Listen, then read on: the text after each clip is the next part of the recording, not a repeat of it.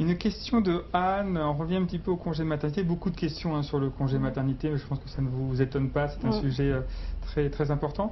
Ai-je droit aux avantages et aux primes pendant mon congé maternité? Alors, la question de la rémunération pendant le congé maternité et des incidences au moment du retour sont des questions importantes parce que vous savez que le congé maternité est une période de suspension du contrat de travail. Donc, on est indemnisé par la sécurité sociale et on n'est pas payé par l'employeur, sauf convention dont je parlais tout à l'heure, c'est-à-dire meilleur accord avec l'employeur. Donc, restons-en au régime légal, donc on est indemnisé par l'employeur, par la sécurité sociale, pardon.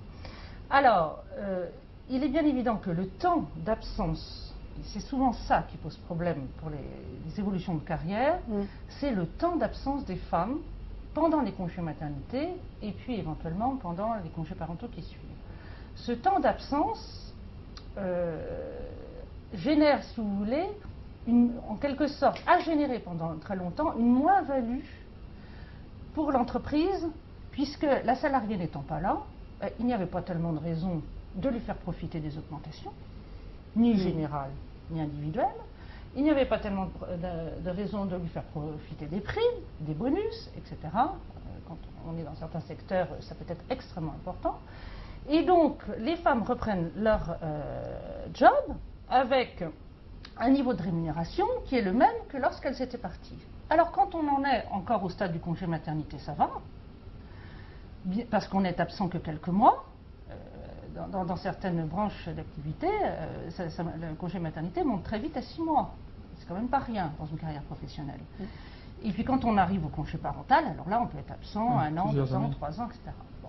Alors, le principe, aujourd'hui, il a quand même fallu une loi du 23 mars 2006 pour obliger les employeurs, parce que personne n'avait pensé que ça pouvait être un acte discriminatoire que de ne pas octroyer des augmentations aux salariés qui étaient absents pour congé maternité. Ils ne sont pas partis faire le tour du monde, pour maternité. Jusqu'à preuve du contraire, ça ne pèse que sur les femmes. Donc, eh bien, pour faire bénéficier ces salariés au retour du congé maternité de la moyenne des augmentations individuelles du secteur, il a fallu une loi le 23 mars 2006. Donc un article spécifique du Code du travail pour le prévoir. C'est-à-dire que ça n'avait pas germé tout seul dans l'esprit ni des employeurs ni des partenaires sociaux de façon générale. Donc les salariés à cet égard sont protégés maintenant. C'est-à-dire qu'elles ne décrochent pas à cause du congé maternité. Cette loi est bien appliquée. Elle est appliquée maintenant. Mais ce que l'on observe, c'est que pour les femmes qui ont eu des congés maternité antérieurs dans les années 80, 90, 2000, avant l'adoption de cette loi, moi c'est très simple, on me donne une évolution professionnelle de femme, je sais repérer à l'intérieur de cette évolution professionnelle où se situent les congés maternité et combien elle a eu d'enfants. Rien qu'en regardant les augmentations, ou plus exactement les trous dans les augmentations. Parce que non seulement elles ne les ont pas pendant les congés maternité, mais elles ne les avaient pas avant, parce qu'elles allaient partir en congé maternité, donc je ne peux pas te donner une augmentation. Puis elles ne les avaient pas après, parce que tu viens de revenir, je ne peux pas te demander une augmentation. Donc tout ça, ça faisait un trou d'1 an. Donc maintenant, heureusement, la loi protège à cet égard pour éviter ces effets pervers.